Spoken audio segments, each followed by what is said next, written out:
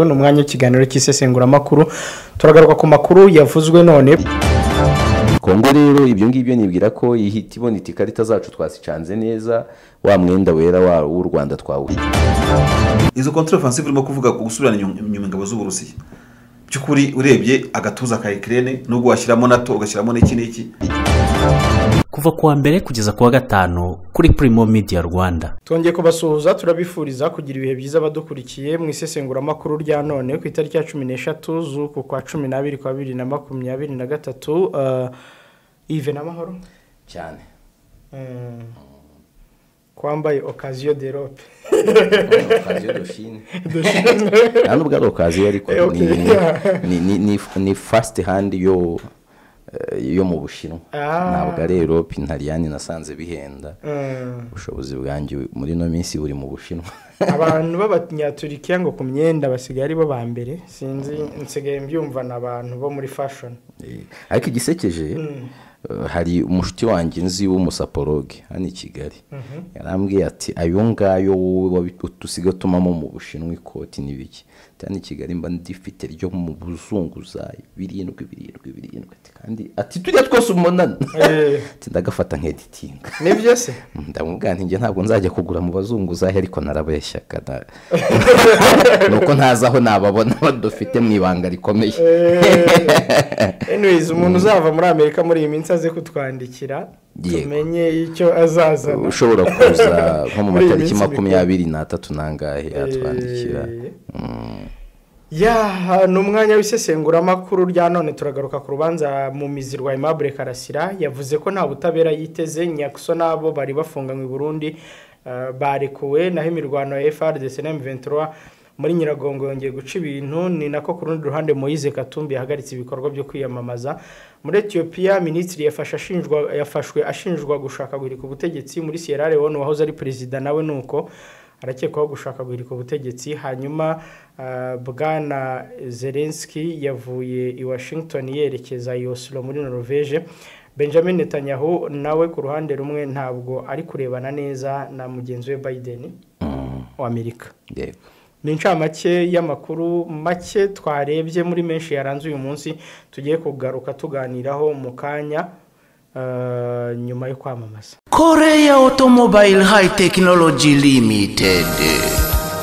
Izi ni inzobere mu bukanishi bw'imodoka zikorerwa muri Korea nka Kia na Hyundai. Zifashisha ikoranabuhanga rigezweho zigasuzuma ikinyabiziga bakanishi bakagikoraho rikaka. Niba kandi uri no ku rugendo imodoka yawe ikagira ikibazo hamagara abahanga bakudepane aho kuyiha barupigapiga ngo bayangize kurushaho. Aha hari na pièces zose z'imodoka zakorewe muri Korea bakagira n'amavuta meza cyane yo mu bwoko bwa Kicks yaba ya motera ya boîte na ya feri atuma ubuzima bw'ikinyabiziga cyawe buramba. Batera imodoka igasubirana agaciro bayoze gataha ari mutongoro. Namwe mutunze imodoka z'ubundi bwoko cyane cyane ubu bugezweho ibanga n'uguhora ugisha inama muri Korea Automobile High Technology bakagukorera maintenance imodoka igahora ari mu ryenge. Ni Gikondo hateganye neza na Paruwasi Gatolika ya Gikondo. Yves Karame. Iri garage watangiye kugerayo ukareba ibihakorerwa ko mu gitondo bambwiye ngo ushobora kuba wahageze? Ntabwo ari njye n'umuvandimwe nohereje ahubwo nkiri imodoka abantu bamwe bayinzimo. Hari umuntu wambwiye ngo abonye imodoka yivagendamo ngo Igikondo ndavuga ni buri ashobora kuba yarayijyanye. Nge nta modoka ngira ariko mba mfite abantu navuze agendamo nagariye n'umuvandimwe wanjye wize kugenda yicaye muri iyi minsi biracyamutonda twagezeyo basanga imodoka n'intaraga. Ubwo ati imodoka ni nzima twari imodoka yawe ngo binjiyemo bakanda nka kabiri bati ngayigire mu kazi imodoka ni nzima. Nicyo dushishikariza abantu mu gihe ufite imodoka by'umwihariko izo muri Korea nka Hyundai cyangwa Kia ushobora kunyarukira kuri Korea High Technology Automobile ukagenda ukababaza utese nubwo mfite imodoka nta kibazo iragira ariko murabona ubuzima bwayo buhagaze bute kugira ngo ejo muri iyi mvura irimo iragwa cyangwa se muri ibi bihe tugezemo itazaguhagararana hanyuma warusohokanye n'umuryango mu bihe by'iminsi mikuru bikaba ngombwa ko we ni ikibazo cyo kuba ataramenya imodoka cyane mbyite gutyo ushobora kuba ari uburyo yayitwaraga kumva communication buri imodoka iragukomunika mu mavitensi yego bikamugora rimwe na rimwe akaba yananiza nka vitensi n'iki simbizi ariko banza cyari icyo kibazo nyine akumva umuhindo w'imodoka urahindagurika n'ibiki bagiye baramurebera muri computer baramubwira bati imodoka yawe ni nzima nta kibazo ifite ni ibyo rero abafite imodoka zo muri ubwo bwoko n'izindi modoka ariko ngira ngo ejo nibwo twaje tubabwira ko imodoka zigezweho kuri ubu ngubu ntabwo bikiri ibintu bya mekanike ni ibintu biri tekinike kurenza uko biri mekanike kandi kuza kwizi hariya bazita artificial intelligence bizagera na henshi ubwenge bwo gukorana se no gukora imodoka buzaza bizagera na henshi rwose ariko muganira imba hari imodoka zishobora kwitwara yego ukayibwira uti ngiye ahangaha umuhanda ukawihereza undi ugasinzira bizakunda bizahagera rwose afata iriya mashini ngira ngo muri kubona hano kuri screen yacu akayishyira mu modoka iriya mashini ikaba yadetekitinga ahantu hari ikibazo ariko iyo si mu gihe kera mawaya wamubwiraga akavuga ati bimeze bita akajya muri feri agacokoza akajya muri moteri Rusizi hari abantu nk'aba bitwa ba mawaya ntabwo ibyo ari byo ngiye kure nsanga bose ni abakanishi ariko baba specialiste mu nsinga z'imodoka yego kumbi na ba mawaya ni Kigali karazwi ntabwo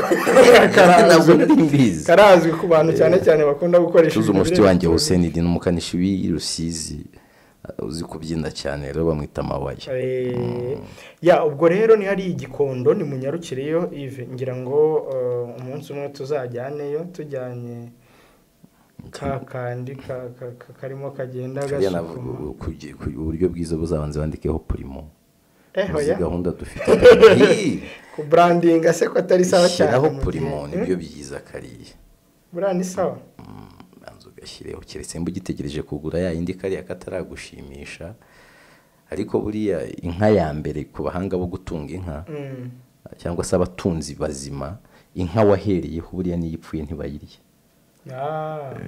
urayishyingura nk'ushyingura umwana w'umuntu niho buriya na kariya ushatse ujya ugashima cyane ntabwo nkagaya ndagashima tunyarukire rero kwa Elia kuri 0786 0786 20 54 Korea High Technology Automobile Garage mwanyarukirayo bakabafasha ku bibazo byose bigendanye n'imodoka atari izo muri Korea gusa ahubwo n'izahandi ziramutse zigize ibibazo baba bafite abatekinisiye babihuguriwe babahanga bashobora kugufasha kandi unabakeneye bagusanga aho uri bakagufasha reka tujye mu makuru nyirizina bwana Aimable Karasira aravuga ko nta butabera yiteze yego Yves arashinjwa icyaha cyo guteza imvururu cyangwa imidugararo muri rubanda ku bushinjacyaha buvuga ko yagikoze mu biganiro yakoreraga kuri YouTube uri gutekereza ko igihe Karasira amaze mu nkiko ari igihe koko cyo kuvuga ko nta butabera yiteze cyangwa yaba ntabwo yiteze ntiyari kwirirwa ajya no mu nkiko ko uburenganzira arabufite bwo kutajyayo Karasira ibintu yagiye avuga birimo n'ibyo baheraho bamushinja ibyaha birimo ibintu bikomeye hari nkaho yagiye avuga ko ngo abasirikare bakomeye mu Rwanda ari abavuye i Bugande genda avuga ibintu byinshi cyane gahunda za ndi umunyarwanda agira uko azinenga agira naho yiyita amazina ko atari umucikacumu ari umushingwacumu yagiye avuga imvugo zitandukanye mu kuburana kwa Karasira ndi kugira ngo naho ngaho uri kumbwira ko afite uburenganzira bwo kutagaragara mu rukiko Karasira yabaye controversial mu biganiro yakoraga kuri YouTube anaba controversial mu miburanire mu miburanire yakunze kwa advocatinga uko yaba arwaye cyane kurenza ibindi ndetse n'uburyo ubuzima bwe n'umutekano we muri gereza bibangamirwa mu kuhamenya ubwo burwayi bwe noneho akajyanisha naho ibihe bigeze umuntu ukurikira amakuru akamenya ati muri gereza aho ndi afungiye umuntu witwa Kazungu uvuye muri sosiyete hanze abantu abahahamuye ashinjwa kwica ibinyacumi by'abantu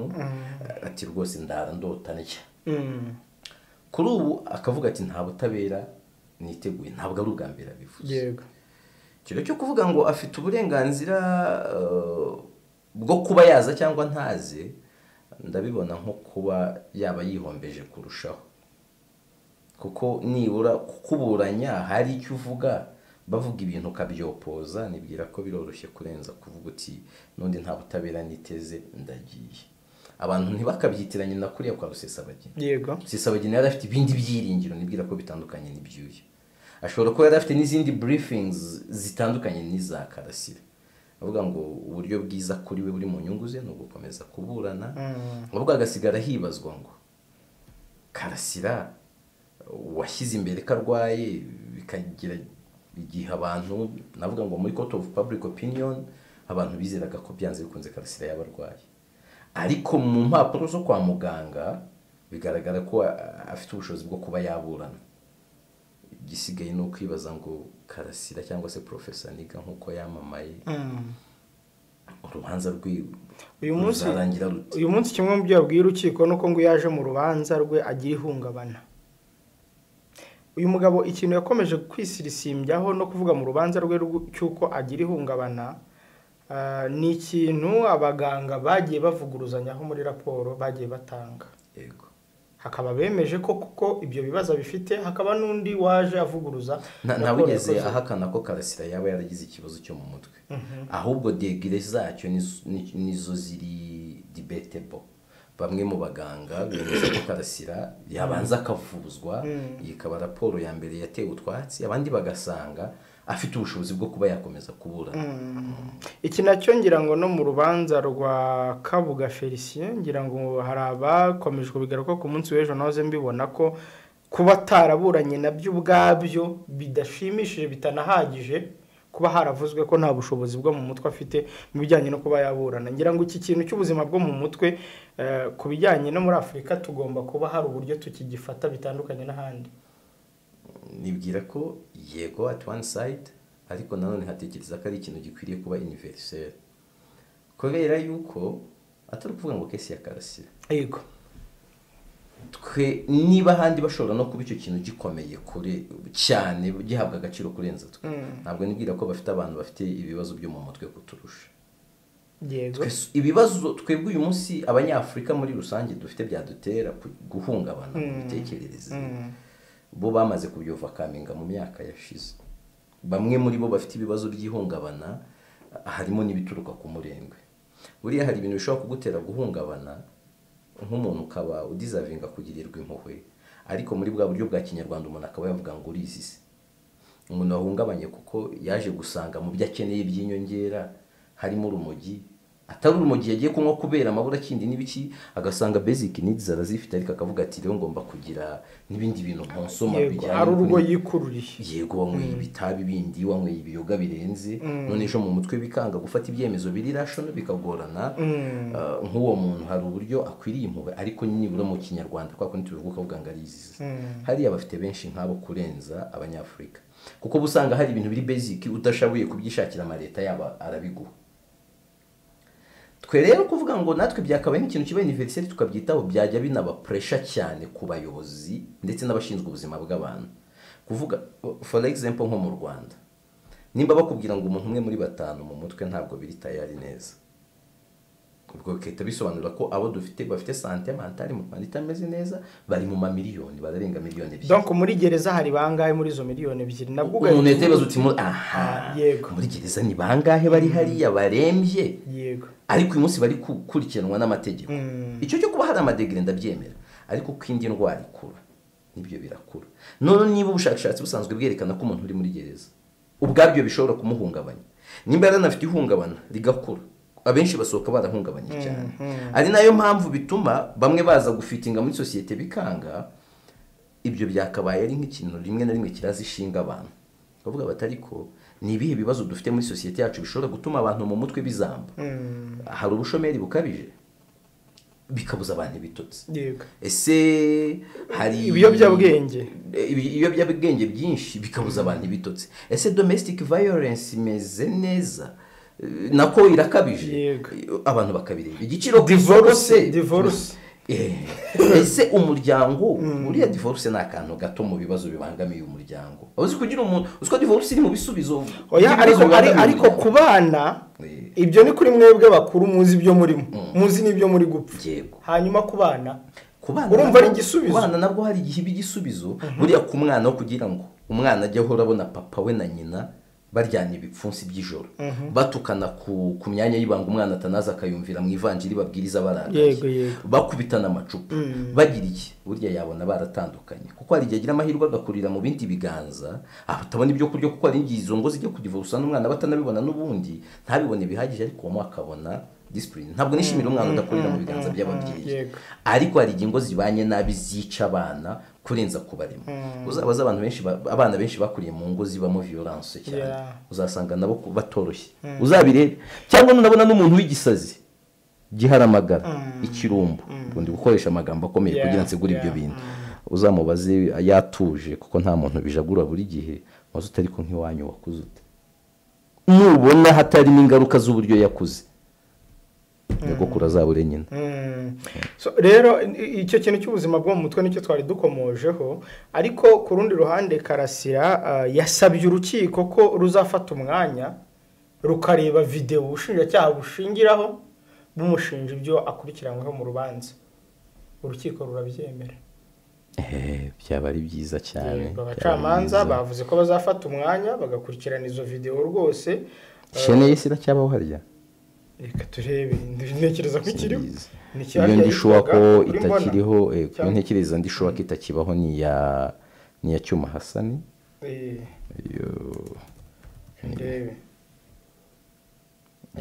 irahari rwose n'abasabu 64 ngira ngo rero ibi ngibi urabona video ze ziracyariho ubwo rero umucamanza cyangwa se itsinda ry'abacamanza nibafata umwanya urukiko rwafashe icyemezo cyo kureba amashusho ubushinjacyaha bushingiraho bushinja Karasira icyo gihe umucamanza yabaje ababuranyi niba harebwa uduce ubushinjacyaha buvuga ko Karasira yakozemo ibyaha muri ayo mashusho cyangwa niba bareba amashusho yose mu biganiro Karasira yagiye akora Karasira yasabye ijambo abwira urukiko ko amashusho yose bakwiye kuyareba kuko ikirego aregwa ashobora kuzakatirwa imyaka 30 y'igifungo bityo ko ibyo aregwa bikomeye umucamanza yahise amuca mu ijambo ati Karasira hano ni mu rukiko izo mvugo nituzigira ubwo ndimo ndagenda nsimbuka nyine inkuru ukuntu imeze ariko umucamanza yemereye Karasira ko hazarebwa amashusho yose atangamo ibiganiro ubushinjacyaha buvuga ko ari bimwe mu bimenyetso hazarebwa amashusho yose yatanzemo ibiganiro ubushinjacyaha bushingiraho bumushinja ni byiza kuko bishobora no gutuma haba kwanaliza context aho kwanaliza igice kimwe cy'ibintu buri umuntu wafata nk'agace amasegonda 40 y'ibintu wavuze mu isaha gatwara ko hari abantu baba batazi icyo wavuze ngira ngo abantu bagiye banabibona nko ku ntumwa y'Imana Apotre Dr Gitwaza ntumwa y'Imana cyangwa witwa intumwa y'Imana cyangwa uwiyita sinzi ariko ngiye mbona iyo mwanditse mu itangazamakuru mwandika intumwa y'Imana nanjye ubwo nabazaga urabona nk'ingi bashobora kuzayireba iyo nimba itari mu byaregewe ntabwo bigira kiri mu byaregewe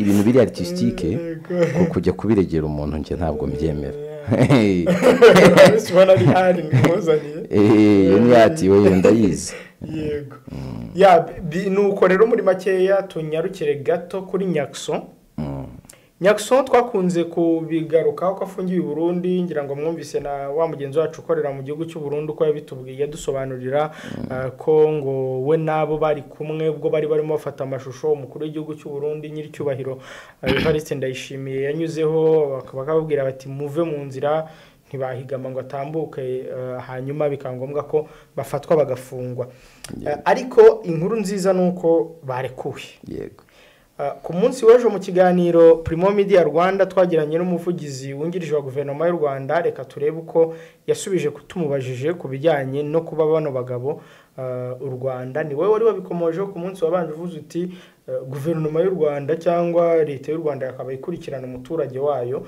byatumye rero ubwo nabonanaga n'umuvugizi wungirije wa guverinoma mubaza nti bigezeho ibya Nyakso dore icyo yari yadusubije. Hari mu makuru tuzi y'umunyarwenya ngo yitwa Nyakusu ufungiwe i Burundi, mwigeze mumenya? Nabyumvise ku mbuga nkoranyambaga rwose nk'uko namwe mwabyumvise, ntabwo nzi icyo yazize. Ntabwo muri gukurikirana ngo umuturage w'u Rwanda, ni umuturage w'u Rwanda afatiwe mu kindi gihugu hariyo ambasade. Ibyo mu nshingano ambasade igira bwa mbere ni ukubikurikirana. Ubwo rero niba yarafashwe bikagera no ku mbuga nkoranyambaga, niyo nabo baba batabimenye, byanze bikunze barabimenye. Nta kuntu rero batakurikirana ikibazo cy'umunyarwanda, ariko gukurikirana ikibazo cy'umunyarwanda ntabwo bivuze kujya gusaba niba hari ibyaha akekwaho ko bidakurikiranwa, ahubwo ni ukuvuga ngo niba hari ibyaha akekwaho akaba agiye kubikurikiranwaho, ese amategeko yubahirijwe, ese twamuboneye wamwunganira, niba atanafite uburyo tumumushakire. Ni ibyo ngibyo inshingano za ambasade y'u Rwanda mu kurikirana abanyarwanda bari hanze. Ubwo rero niba cyaravuze ku mbuga nkoranyambaga, byanze bikunze ambasade irakizi. Niba hari procedure zigomba gukorwa, umuntu yarafashwe agomba gufungwa by'agateganyo agashyikirizwa ubushinjacyaha, niba agomba gufungwa iminsi 30 y'agateganyo, niba agomba gukurikiranwa ari hanze, no kumukurikirana ari hanze akamubwira ntihongere gusohoka i Burundi urubanza rutaraba. Ibyo byose ambasade y'u Rwanda byanze bikunze irabikurikirana, nta rundi ruhari bigizemo, gufasha umunyarwanda kugira ngo ahabwe ubutabera. Nta makuru murabona ava muri ambasade y'u Rwanda mu Burundi kuri Nyakusu? Ariko mujye mundibuka yuko mwene izo procedure zikorwa mu ibanga. Aho ugize ibyago uhuye n'umuntu wabikoze muri zikorwa mu ibanga. Izo ngizo procedure z'iperereza urabizi zikorwa mu ibanga, wikwigira urabizi nawe. Yes, iperereza rikorwa mu ibanga. Noneho iperereza ariko ambasade ishobora kuba yarabashyikirije amakuru nka guverinoma, niyo yadushyikiriza yamenye, ntabwo twashyira hanze. Ariko ejo nibiba ku mugaragaro, niba tuvuga ubugenzacyaha buvuze buti turabona tutamurekura, reka tumushyikirize ubushinjacyaha, akenshi principe cyangwa ihame n'iki, urubanza ruba ku karubanda. Yego, nta banga riri mu kirego, hari ibibazo bihungabanya umutekano w'igihugu cyangwa se birebana n'ubuzima bwite bw'abantu.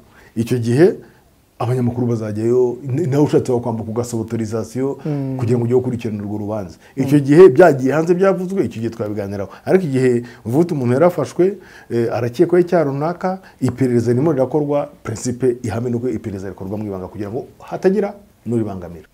Yves Karame ni Maître Alain Mukurarinda, umuvugizi wungirije wa guverinoma y'u Rwanda. Amakuru rero avuga ko uyu munsi ku itariki ya 13 z'ukwa 12 Nyakusu n'itsinda bari kumwe, bari bamaziye bafunga, harimo Rami Boy, harimo na murumuna we Nyakse. Nkurikije amakuru yatugeragaho, bashobora kuba barenga, ariko mubazwi neza ni abo ngabo bose ni abanyarwenya. Uwo murumuna we yazamukiye kwa Nyakusu, ariko nawe atangira gukora ibye ku ruhande. Yego, aba rero bari bamaze ibyumweru hafi 2 bari mu mabohero. Hari ibintu byo kwishimira muri ibyo.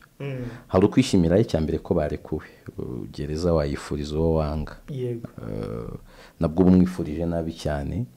Rero ku musore w'umujene muto nka Nyakusu, uri mu basore babashije kwerekana ko impano yatunga umuntu, ni byiza kuba agarutse afunguye nyuma y'ibyumweru 2. Ubwo turizera ko abakonsoma urwenya rwe bagiye kongera kururyoherwa. Icyo ni kimwe cyo kwishimira. Icya kabiri ni uburyo ari ikibazo cyahagurukishije abantu, bikaba inzego nyinshi zikacyitaho kugeza ku rwego rw'ububanyi n'amahanga rw'u Rwanda. Umvise ko Mukurarinda yavuze ko ambasade y'u Rwanda i Burundi yahise itangira kubikurikirana. Aho buriya ibyo nyine de fact yo kuba aremukwa bizi ko ambasade iri kubikurikira, kuvuga biba byabaye ububanyi n'amahanga, nawe akemera kubikubwiraho, no kuvuga ngo ni ikibazo igihugu kizi. Sinzi imbo barabonye ku munsi w'ejo Hamas bitanyuze muri amasezerano mu bantu yari ifite bimbohe yarekuye umunyamerika. Yego. Perezida Joe Biden aratangaza ngo twavuganye n'umuryango wameze neza, kandi yavuganye n'umuryango we uwo barekuye akiri mu Misiri atarataha. Twavuganye n'umuryango wameze neza. Sinzi imba ararebye Rusesabagina usanzwe ufite uburenganzira bwo gutura muri Amerika bihoraho, ariko we ageze utari umwene gihugu, statements zasohowe na perezida, hazamo ububanyi n'amahanga baravuga, ndetse banamwihutishiriza mu bitaro bya gisirikare bareba uko ameze.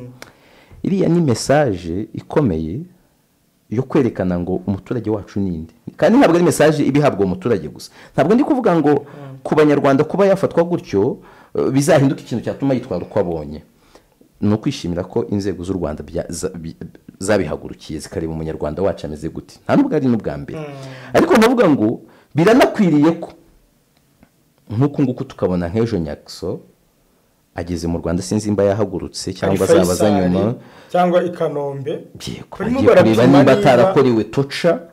Uri kumva uribuka ko n'abajenura mu Rundi ntese kuko ayo makuru yaravuzwe harimo audio yesiriki bavuga bati ari muri detention, hari uburyo ari muri uru rwego barwita gute, muri documentation. I Burundi rero mu Burundi yose muzaganira akakubwira ati umuntu ari muri documentation, aba ari kumusengera mufite impuhwe. Hashobora kuba nyine ari ahantu utakifuriza ubukunda. Yego, tukabona ubundi no ku mupaka yanakiriwe n'abantu barimo n'abakomeye, bitari kumushimira ko yaba yarakoze amakosa hariya, oya, kwerekana ngo uyu muntu wacu nibinashaka nyuma nibasanga yaranakosheje mu Rwanda mwikomeye bamushyireho akanyafuna, cyane ko nibwira ko ashobora kuba akiri muto mu myaka ku rwego kumupyatura ku kibuno bitamurakaza yakumva ari bya kibyeyi cyangwa ibindi bintu urwo no rwenya mbashyizemo.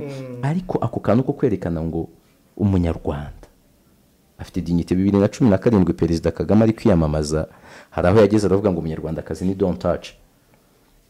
Biba ari nka byiza, bituma n'ubutaha wa muturage ahari mu mahanga bavuga ati nihagira umuhohotera, amukwete shuwa ko nimba ntari mu makosa igihugu cyanjye kizahaguruka, kandi nanone nimba ndi mu makosa niyaho batampana igihugu cyanjye kizampana ningerayo kizakora icyo ibishoboka byose ndekurwe, ariko ningerayo nayo cyangwa nkurikiranwe mu buryo bwiza ntazira nyine ntahohoterwa. Ni na message ku kindi gihugu kwerekana agaciro k'umunyarwanda utari mu gihugu cye. Yego, ni byiza cyane. Hanyuma rero ikintu nge cyantangaje nuko ikintu Nyakso yarafungiwe nticyakunze kuvugwaho rumwe, nta nubwo abo Rwanda ari n'u Burundi, nta numwe wakivuze. Niyo mpamvu nkubwira ko harimo ikiganza cya diplomasi. Sinzi niba abantu barabibonye, uretse twe twivugiraga tuti biravugwa ko wenda ikitangazamakuru ryakoze.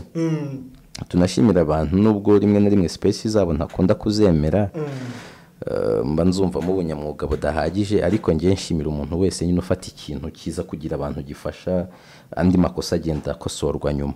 Ariko kugira ngo nka public bimenye byahereye kuri space, abantu barabiganira bagira iki. Buriya rero ibyo bintu aba ari byiza. None ikintu babana turushije ababo muri Citizen Media, natwe ntitwagiye muri Citizen ku mbuga nkoranyambaga, nibura hari uburyo banavugamo ibintu twe tutabivugamo. Twese twabimenye gutyo, babaye source nziza. Ntabwo nzi nimba ariko inzego za leta zarabimenye bivuye aho, ariko nabyo ni byiza. Ntabwo ari ngombwa ko ubanye n'amahanga bw'u Rwanda bw'u Burundi bajya kutubwira ngo ariko icyangombwa ni umusaruro, whoever wagize uruhare muri ibi, naho inkuru yaturuka hose sava cyane rwose. Ingenzi nuko Nyakso nabo bari kumwe wa mugani bagarutse amahoro, cyangwa se bazagaruka amahoro. Yego. Ya Yves, mu Rwanda ntitwaba duhiniye ashatse twaba tuhavuye rwose. Reka tujye muri Repubulika ya Demokarasi ya Kongo.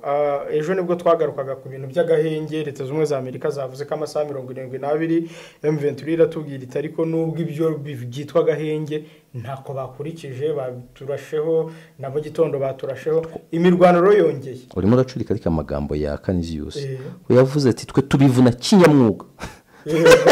Ariko yavuze ko babarasheho bo bakabivuna. Done nko kubasubiza ako kantu ka kinyamwuga niko shakaga ko nsurinyaho. Ubwo rero bongeye kubivuna ni icyo ashaka. Ubundi Canisius buri gihe ajyanza tubwire nimba gahunda yakozwe ari kinyamwuga. Yahinduka ikintu cya kabiri twanduje nyuma ya bwana munyamakuru na kinyamwuga. Urumva rero ngo uyu munsi imirwano ya FARDC na M23 yongeye guca ibintu muri Nyiragongo. Ni inkuru yavuzwe cyane kuko umwe mu banyamakuru wigenga ukorera Igoma yavuze ko abaturage bo muri Kibumba cyangwa se muri Kibumba muri territoire ya Nyiragongo barimo kuva mu byabo bagahunga imirwano iri mu birometero bike uvuye mu mujyi wa Goma. Societe Civile Nyiragongo ivuga ko inyeshyamba za M23 arizo zateye imbere ibirindiro by'ingabo za leta nyuma y'agahenge ka era amasaha twari tuvuze. Ku rundi ruhande ariko FARDC ishinja M23 kurenga ku masezerano yango ya ceasefire. M23 nayo binyuze muri President Bertrand Bisimwa ikavuga ko FARDC nabo bafatanyije aribo batangije imirwano barasa ku birindiro byabo. Aha ngaha bigahita bikonfirima cya kindi kivuga ko mu gihe cy'imirwano ukuri aricyo kintu cya mbere kiraswa. Ukuri burya se koko ukuri niko kwatsikamirwa kuko ari M23 yavuga ati batubanje ari FARDC aha wakemeza ko ninde wabanje undi. ubundi intwaro yitwa ubundi ikintu cyitwa deception ntabwo kigarukira mu kubeshya uwo muhanganye ku ngufu ufite kumutega imitego no kumuburimiraho ibisinde. Yego ibyo bintu mu ntambara nabyo ni intwaro. Niyo mpamvu buriya kumurimiraho ibisinde egare guhonyanga ukuri. Ni nayo mpamvu buriya mu ntambara n'ubu tutaragira mu iterambere uzabirebere mu muco w'abanyarwanda abavuzi b'amacumu babaga ari abantu bakomeye cyane ku rugamba. Kubera iki? Ntabwo abami bajyaga kurwana n'izindi ngabo z'igihugu bagiye kwirwanira, bagiye kurwanira bo basize inyuma. Yego n'abaga barabyaye ingabo zijya kugwa ku rugamba n'ibindi. Uko byagendaga kose abavuzi b'amacumu batoragamo wa muntu uzi kuyavuga ko wa muntu uzi kureba haduyi bagize iki, haje ibishahu bitanu bashaka bakavuga ko ibindi 20 byabuze n'iki cyangwa ko Imana y'iki yabitwaye. Ikitwa ikinyoma, ikitwa kuvuga ibintu mu ntambara biba bikenewe, bitanga morali mu barwana, bitanga morali mu bababyaye n'ababashyigikiye, ariko rimwe na rimwe bikagora abanyamakuru batageze kuri tere. Tuyoberwa nyine byabaye. Kandi intambara zose nuko zimeze. Ntabwo ari iya M23 gusa. Uzarebe iya Ukraine n'Uburusiya. Raporo ziva mu Burusiya zirakubwira ngo Ukraine imaze gupfusha abantu 500,000. Uri kumva mu gihugu gituye na miliyoni 44 gupfusha 500,000 icyo bivuze. Izivuye mu burengerazuba bw'isi muhanganye n'Uburusiya baturusiya ko bamaze gutakaza abasirikari 350. Ibintu bikahita bimera gutyo. N'ubiraba mu Burusiya nako muri Palestine na Israel zakwemerera ko imaze gupfusha abasirikare bari hafi kuva batangira ground attacks bari hafi 120. Ariko amazi buri munsi yagiye kuvuga ati twe twari twiba imodoka bya 80 n'abasirikare 50. Wagiye ko uko ni intambara zose nuko ziba zubatse. Ngibyo ibi bya M23 rero naka gahenge Yves aba bantu bo gufata kano gahenge wa mugani bakagatangaza mbere y'amatora. Ejo niwe wabikomoje uvuga uti bakabaye bagaproronja amatora akarangira bakajya mu byawe. Nabwiraga twari kwizera karagahenge, niyo mpamvu nakubwiraga ni ntako mbona kamaze iki aganje ko kuvuga ngo uri gucyura abasirikare ngo mwe muretse kurwana abasirikare bacu batahe bagiye mu bukwe se banyuze Rubavu babonye no se bagenda banyuze ayushwa ingabo za Uganda zijya za Kenya zijya muri Kongo zanyuze mu Rwanda, iza Sudani zanyuze muri Uganda hari ubwo hari ingabo hari ibihugu nka bibiri byanyuze mu Rwanda bishobora kuba ari Burundi na Kenya. Ariko Sudani yo yanyuze n'ahana none itaha bahanyure bitahire nta kibazo. Ibyo ntabwo bya making sense. Ubu turi kubara noneho twageze ku itariki ya 13. Yego dusigaje iminsi 7 ngo haba amatora. Abakandida ba mbere batangiye guhagarika amatora kwiyamamaza mbere yo kurokoka ibitero. Bavuga bati twagabweho ibitero bigamije kubona amashusho mabi cyane y'amaraso abantu bavire n'abapfuye bo kwa Katumbi. Katumbi we noneho yanavuza amagambo akomeye cyane ati rwose ntabwo Sekeda afite ubushobozi bwo guhagarika umugambi w'Imana kuko umugambi w'Imana suwejo. Ubona itahagarika kwiyamamaza intambara iri kuba hariya na n'ubu biracyashyira abantu bagombaga kujya muri Kananga kwiyamamaza yewe na Tshisekedi biracyashyira abantu mu rujijo bibaza ngo ariko ubundi aya matora arahari turatora cyangwa ntidutora. Mugani w'aba bavandimwe dutegereje irayidi bavuga ngo turarya umuce cyangwa ntawo turi. Yego urumva rero ibi bintu wa mugani birahita bizana urujijo ku bijyanye n'aya matora yo muri Kongo cyane ko abari bahanganye ku ruhembe ni Katumbi ni Tshisekedi. Niba uyu Katumbi yahise ahagarika ibikorwa byo kwiyamamaza ngira ngo ababikurikiye mwabibonye ko hari inyandiko yageneye radio Okapi, ni radio ikorera hariya ya Monisco yatangaje ko ahagaritse kwiyamamariza kuyobora Kongo kuko ngo aho agiye hose kwiyamamaza asanga bo ku ruhande rwa Tshisekedi bamuzonga, abayoboke be polisi kabarasa amasasu ya nyayo. Ubundi ahandi barasa amasasu nita ya plastique so ubwo rero ibi bintu birarushaho kongera urujijo mu bijyanye n'aya matora yo muri Repubulika Demokarasi ya Kongo cyangwa nibizayakurikira nashobora kuba kwayo birakomeza bito, ariko no kwizera ko nyuma y'amatora ibintu bizaba amahoro ni ikintu. Kuko urumva niba agiye kwiyamamaza ari sans unique Tshisekedi hari abandi bakandida baba badafite kinini basobanuye biriya ubundi ikintu biba bisobanuye kubangamira undi mukandida mu kwiyamamaza kwe ni ukwanga ko manifesto ye itambuka. yego hari igihe ufite impungenge uvuga ngo uyu muntu araza kubona umwanya wo gucengeza ibitekerezo bye mu bantu. ari nayo mpamvu se niyo mpamvu mu bihugu byinshi uzasanga ari nayo mpamvu ejo wahoze ugaruka kuri Green Party ahantu yajyaga kwiyamamaza ugasanga biriya bintu ni abantu babikora mu Rwanda ntabwo nibwira ko ari igihugu kiba cyabikoze. niyo mpamvu wowe wahise umpa urugero rw'umumeya wabisize yego sibyo buriya kukuryoza ibintu wakoze igihugu kikabikuryoza no kuvuga ngo wakoze ibyo tutagutumye. ntabwo ari uwa mbere wari ukoze ibintu tukabibona arabiryojwe ambassador w'u Rwanda mu Buholandi. ibaruwa nziza yanditseho ibintu tutabona ku mabaruwa menshi asezerera abandi bantu yamubwiraga gukoresha ingewe mu nshingano ze. akenshi hari igihe aba ari umuntu wagize ngo yikinyira inkoro tubyite gutyo cyangwa se yiharurira inzira agakora ibintu bitandukanye n'umurongo. nakubwiye ngo mu Rwanda nkurikije uko mbazi nuko mbabona bashaka kukubangamira ngo utiyamamaza nta nubwo kandidatire yawe yasohoka. kandidatire yawe yasohotse kandi nanabivuga muri ibi bihe tugana mu by'amatora bazagerageza umuntu kandidatire yatambutse bakamwemerera ahubwo bamuha umutekano uhagije agende yiyamamaza nakoramo ibyaha nyabyaha imbere y'amategeko sibyo natabikora akadusezeranya mu masegonderi n'abantu yamamazaga umuntu akakugatisha abana bo mu wa mbere kuko nibo batazi ubwenge tuzashyira rubine z'igikoma imbere y'ishuri ryanyu. rubine y'igikoma igomba kuba iri hano ukagira ngo abifite ingengo y'imari ukagira ngo niki uwo nabo nabasha kutubeshya akatubwira ati no murabizi gahunda yagira inka munyarwanda izavaho ahubwo byitwe gira amata nagira inyama nagira ifumbire none byose n'ubuntu si ngombwa kwirirwa ugura inka si ngombwa kwirirwa ugura ifumbire si ngombwa byose bizajya byizana byose ku buntu. muri Malawi uzabirebe neza hari umuperezida wigeze kwiyamamaza abwira abaturage ati buri muturage nzamuha inkweto nta muturage uzongera kugura inkweto mwe mutore umuntu w'Imana. ibyo biroroshye wese niwazitanga ubu ku banyarwanda abantu miliyoni 14 bagura inkweto zinga ubusuzi imiguru bambara uzi bimeze gute gukora sibarura ubwo ugakuba yambara 35 costume yambara 22 ibyo bari ibinyoma abantu benshi mu kwiyamamaza barabeshya. niyo mpamvu njye bushize na advocating ngambabwira nanjye ndimo nibashatse bamvana ku rutonde rwo gutora n'uburenganzira bwanjye bijyanye n'amategeko ahari ariko njye nashyigikira ko azajya atora abantu bake bashoboka.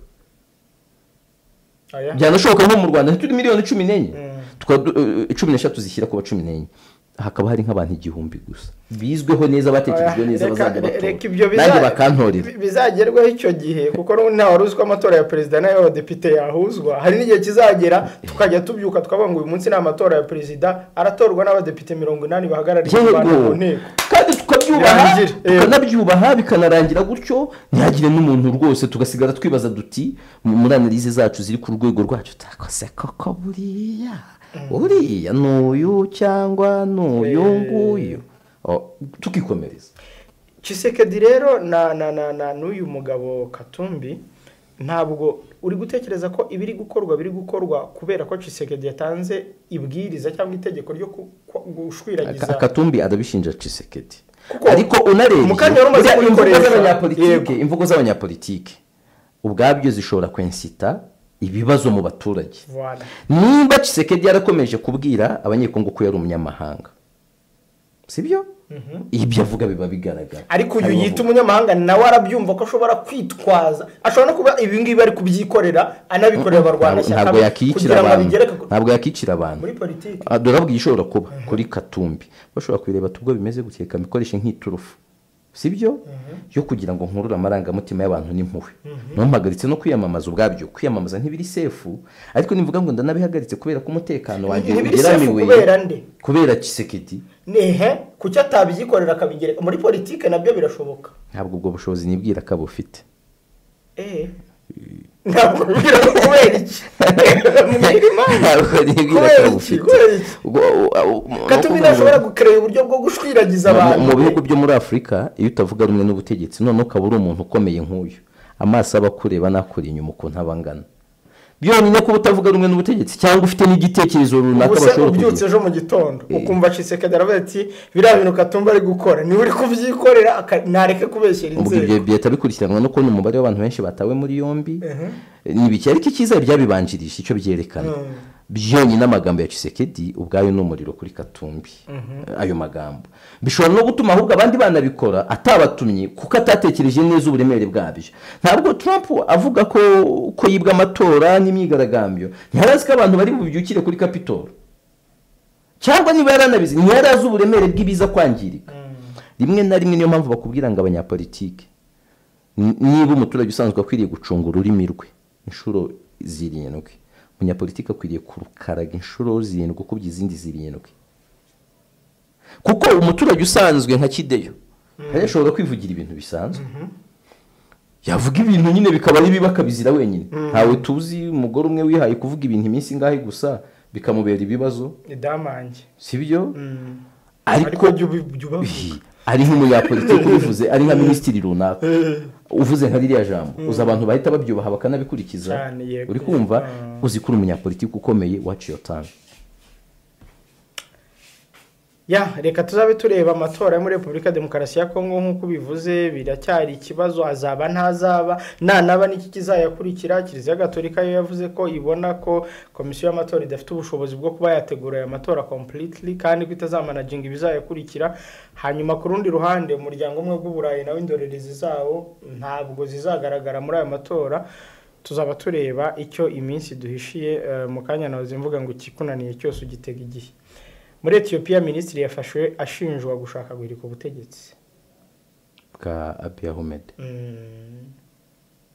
Uyu rero ni umunyamabanga wa leta muri guverinoma ya Ethiopia wari ushinzwe amahoro, yirukanwe kandi atabwa muri yombi ashinjwa kuba yarafatanyije n'imitwe yigometse ku butegetsi mu gushaka kubuhirika. Iki cyemezo cyo guta muri yombi Taye Dendeya, umwe mu bayoboke bakuru b'ishyaka rya Abiy Ahmed, kije gikurikira ubutumwa yagiye atambutsa ku mbuga nkoranyambaga mu cyumweru gishize anenga guverinoma ko yananiwe kubungabunga amahoro mu gihugu nk'uko Reuters yabitangaje. Uyu mugabo rero yatawe muri yombi n'abapolisi benshi bambaye imyenda ya gisivile. Avuga ko rero ubuyobozi bwamuhaye iminsi 3 yo kuva mu nzu ye cyangwa gasohorwa ku ngufu. Umugore we nawe bagomba kumusohora mu nzu. Sintaya Alemaye niwe mugore we. Ibyo umugabo amaze iminsi atangaza ku mbuga nkoranyambaga nibwira ko ku ruhande rumwe bifite ukuri. Cyokoza nka minisitiri uri muri guverinoma yakabaye hari icyo yakoze cyangwa ibyo bitekerezo yarabitanze muri guverinoma. Buriya ntabwo nkunda umuntu ushobora kuba ari party ya timu akanenga intege nke za timu akinamo hanze ya timu, kiretse timu yamunaniye. Ariko iyo nge nk'umuntu uri hanze nemera ko ariko timu nubwo yakunanira still bigifite imbaraga z'ibiti zawe wenyine. Icyo nemera ko ibyo bintu birahari. Twibutsa abantu ko minisitiri w'intebe wa Ethiopia Abiy Ahmed ejo ndi muri 2018 cyangwa 2019 akigera ku butegetsi yahawe igihembo cyitiriwe Nobel 2018, ashimirwa ko yabashije gutuma Ethiopia yiyunga n'igihugu cya Eritrea. Muri no minsi Ethiopia na Eritrea ntuzatungurwe wumvishe ngo basubiye mu mirwano. Uzi impamvu? Mbere kuva Eritrea yabona ubwigenge muri 1993 yakomeje kumera nka irayinga kuri Ethiopia mu bya diplomasi no kwigerera hanze. Ariko icyo gihe kuko Ethiopia na iri randi rocket ikamera nkaho ifite ahantu Eritrea babwita nta kibazo mujye muhaca byoroshye mugere ku cyambu. Yego. Ethiopia yabonye perezida wayo unarambye ku butegetsi inshuro 40 kubye Abiy Ahmed ari mu perezida barandi ku butegetsi muri Afrika Eritrea. Kuko yarahiye ko nta matora azigeraho mu gihugu. Atangira ibi by'amatora abantu bakoreshaho. Atangira kumera nkaho azamura intugumo gake akajeke yigiza hejuru. Abiy Ahmed kugeraho mu threateninga ko azongera gusubiza Ethiopia imipaka rwose igera ku mazi. Ibihugu byinshi muri no minsi biri gukora ubwo buryo banza abantu bazi gukopera neza. Icya kabiri, Ethiopia ku butegetsi bwa Abiy Ahmed nyuma yo guhabwa icyo gihembo bagiranye intambara ikomeye na TPLF, inyeshyamba z'abatigiranye. Icyo gihe mu kurwana nazo bafashwaga na Eritrea ize gutungurwa n'uburyo bumvikanye. Buri biri no mu bintu byazonze umubano wa Eritrea. South Africa niho bariyumvikaniye byabereye bya mbere yo guhuza impande zombi. Nyuma mu gihe ibyo bibaye bituje hazamo abamahula sinzi hari umuvandimwe adukosoye ubaye ubushize ati mahura ako twe twisomeraga ngo namara urumva bigenda bikomeza gutyo igihe hari ibyo yavugaga ni ukuri ariko mugani wa Idi Amin Dada muri Afurika freedom of speech is highly guaranteed but freedom of the speech kumba kubyitaho mbere ya freedom of speech is highly condemned zamungere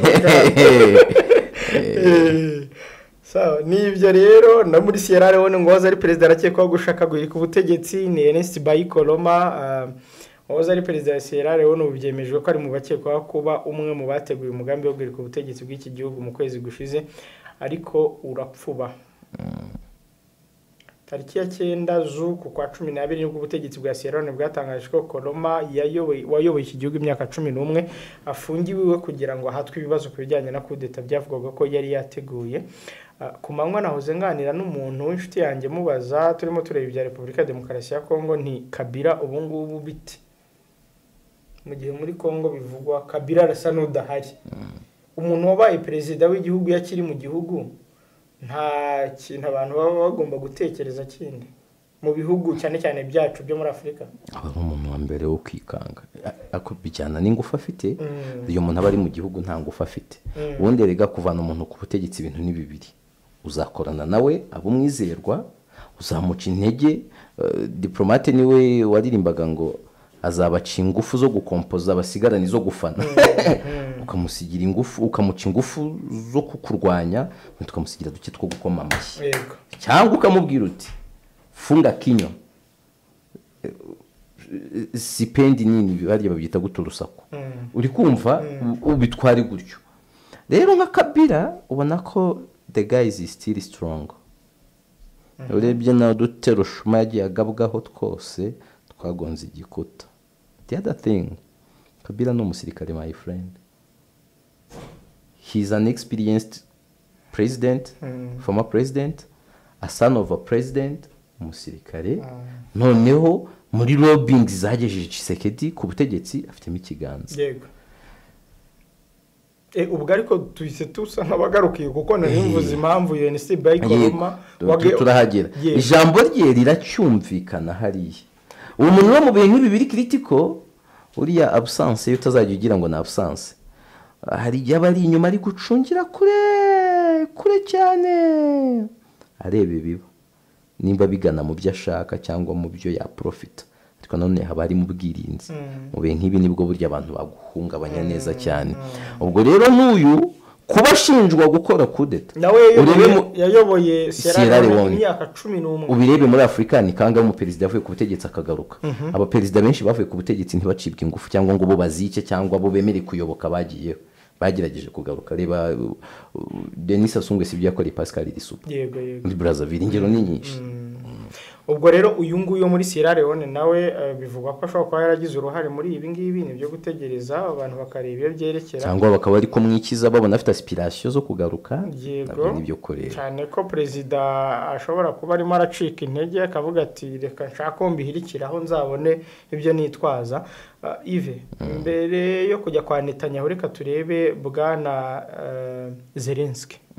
Zelensky ejo yari yagiye muri Leta Zunze Ubumwe za Amerika kubonana ejo wari umunsi wa kabiri mu ruzinduko rwe umunsi wa mbere yabonanye n'abo mu ngabo ku munsi w'ejo abonana na Biden abonana n'umuyobozi wa FMI ndetse abonana n'ukuriye inteko ishinga amategeko byose biri mu mugambi wo gupushinga ngo arebe ko miliyaridi 61 z'amadolari zabrotswe n'abarepublike zarekurwa yavuyeyo nta nabonye muri press conference Biden avuga ko bagiye gukomeza gufasha Ukraine Biden nta gihe atabivuze ariko aba republike bakabyitambika ibintu ni bibiri Biden arakoresha ingufu nka perezida bibaho gake cyangwa se aba republike bave kwizima ariko nkurikije ibyo nabonye speaker wa parliament avuga ndetse n'aba republike bamwe na bamwe still bazaba hari amafaranga ko bavuze ngo ntabwo twareka Ukraine igwa we can't let Ukraine fall ibyo rero no kusobanura ngo bazayabaha ariko ikintu bari kwexija Congress